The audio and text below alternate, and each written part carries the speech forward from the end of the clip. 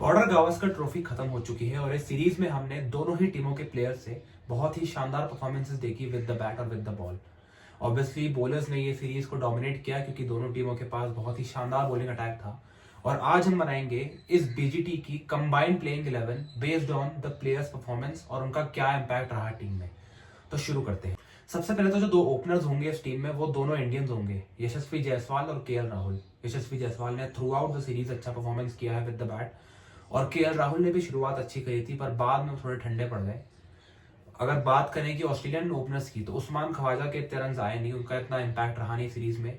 Nathan मैक्सविनी को उन्होंने खिलाया, उनका भी इतना इम्पैक्ट नहीं रहा। और कॉन्स्टेंस ने एक पारी खेली शुरुआत में, पर उनका सैंपल साइज बहुत छोटा है। तो ओपनर्स दोनों इंडियंस होंगे, यशस्वी जायसवाल और केएल राहुल। नंबर 3 पर कोई डिबेट होनी नहीं चाहिए क्योंकि मानस लाबुशेन वो जगह लेंगे। मानस लाबुशेन ने मेलबर्न में दोनों पारियों में शानदार बैटिंग करी।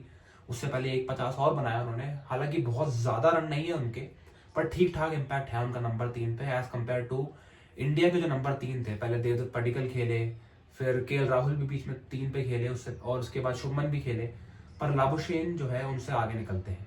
उसके बाद नंबर 4 पे आएंगे स्टीव स्मिथ। स्टीव स्मिथ शुरुआत में ठंडे पड़े थे, लेकिन बाद में उन्होंने मेलबर्न में 100 बनाया, उससे पहले ब्रिस्बेन में 100 बनाया और अपनी फॉर्म में वापस आए और one of the top 5 run getters है स्टीव स्मिथ। तो नंबर 4 पर वो खेलेंगे।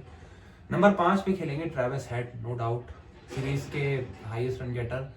बहुत ज्यादा इम्पैक्ट रहा उनका। बीच में एक दो पारियां उनकी जब खराब भी हुई, उसके बाद जब लास्ट पारी सिडनी में आई, उन्होंने फिर बता दिया कि ट्रेविस हेड क्यों ट्रेविस हेड है। तो नंबर 5 पे ट्रेविस हेड आएंगे। नंबर 6 पे आएंगे नीतीश रेड्डी, इंडिया के प्लेयर नीतीश रेड्डी। बैलेंस देते हैं टीम को, बॉलिंग डाल देंगे। इसके अलावा बैटिंग बहुत शानदार करी है उन्होंने, अनएक्सपेक्टेड, किसी को एक्सपेक्ट नहीं था कि वो इतनी शानदार बैटिंग कर देंगे। अपने पहले ही ऑस्ट्रेलिया दौरे पे उन्होंने शुरुआत में हर मैच में 35, 40, 45 बनाया, उसके बाद एक 100 भी बनाया। तो नंबर 6 पे वो खेलेंगे। अब जो सबसे बड़ी डिबेट थी वो नंबर 7 के लिए थी, विकेट कीपर के लिए थी। एलेक्स कैरी हो या ऋषभ पंत हो, एलेक्स कैरी का इम्पैक्ट रहा है सीरीज में। उन्होंने छोटे छोटे कैमियोज खेले हैं 30, 40, 50 रन के। इसके अलावा ऋषभ पंत ने शुरुआत अच्छी नहीं करी थी, लेकिन बाद की जो 3 पारी है, लास्ट की 3 पारी है, तीनों में उन्होंने अपना दम दिखाया।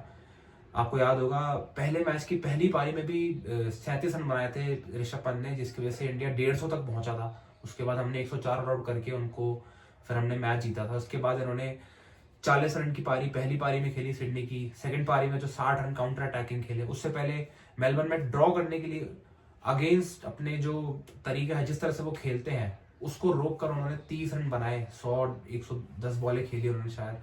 तो इम्पैक्ट उनका भी रहा। हालांकि इंडिया जीती नहीं, लेकिन उन्होंने बैटिंग बहुत शानदार करी बाद में। तो ऋषभ पंत एलेक्स कैरी से ऊपर आ जाएंगे नंबर 7 पे।